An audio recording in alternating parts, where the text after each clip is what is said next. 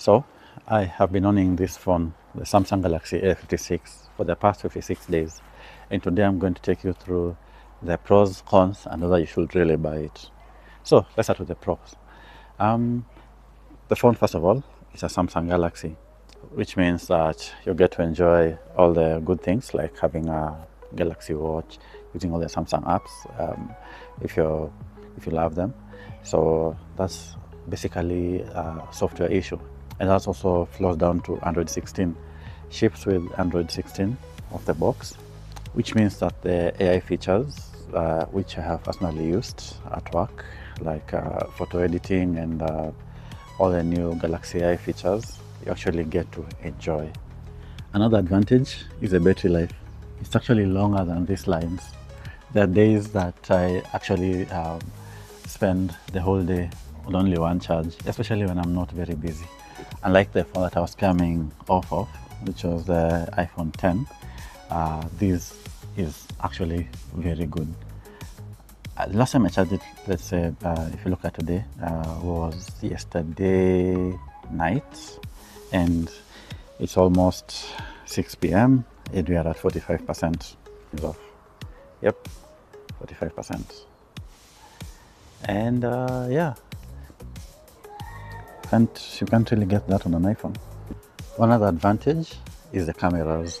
They are very strong and very nice, especially when the lighting is good. It really gets awesome, as you can see here. Nice one. And that one as well. Beautiful. Yeah, so the camera is really good, and you get 3 cameras here, and these are the features. And one other advantage is the feel. It feels very premium. The phone actually looks like you'd think it's an S25 of some sort, or the upcoming S26. I'm not so sure, but it has a glass back and a very good glass front, and this here is aluminum, so it feels very premium, unlike those other A series that have a plastic feel. This feels actually very solid and very premium. Speaking of solid, it's very strong.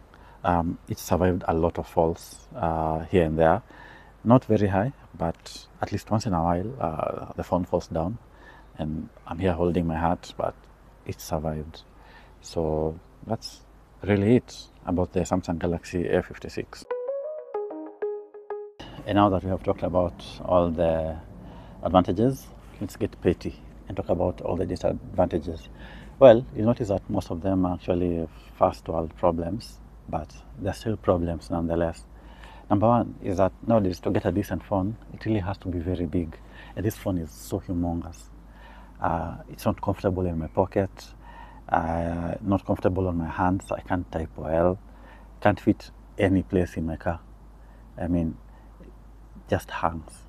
So it is what it is. There's one thing I forgot. I even bought this when I got the phone, but I could not use it because the moment you slide it in, the phone becomes even bigger. And now you have to hold your phone like this. It's like you're holding a football. Another issue is, remember when I told you that one of the advantages is that it's a Samsung? That's also another disadvantage. At the end of the day, it's still an S series. It will never be an S Samsung. So you get very lackluster cameras. I mean, it's a 50 megapixel, struggles in the dark.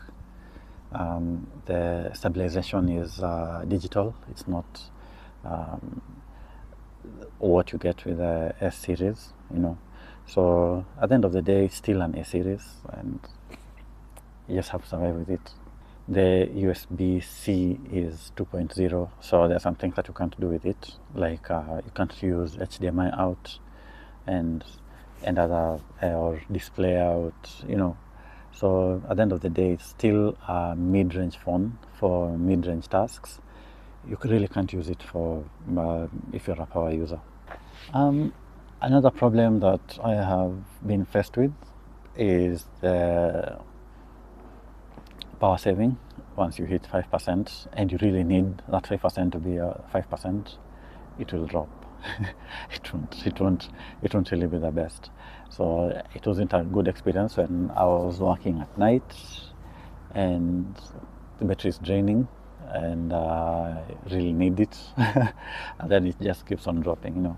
So I think maybe it's a software calibration, or it had never seen me getting to that level, so it was still learning. But all in all, that's one. Another thing is the NFC sometimes just won't work, so you want to pay maybe in a supermarket using the NFC, but it could also be an issue with the bank app and not the phone. But when you need it to work, sometimes it doesn't work. Yeah, so as I said, first world problems. And the penultimate issue is that the phone is very slow. It is so slow sometimes, especially when I got it the first week. It was extremely slow, but I got a way around it. I switched off virtual RAM and it was good. I enjoyed. It hangs once in a while, but putting the option for the virtual RAM and also setting it so that it restarts every day. Mine restarts every day at 3 a.m. So by the time I wake up, I think everything has reset and it's back to good. Yeah. This wall and the Samsung Galaxy A56 screen has one thing in common. They're scratch magnets. This is so rough, and so is my phone's screen. I mean, it scratches so easily. I'm even sometimes disappointed. I mean, look at it.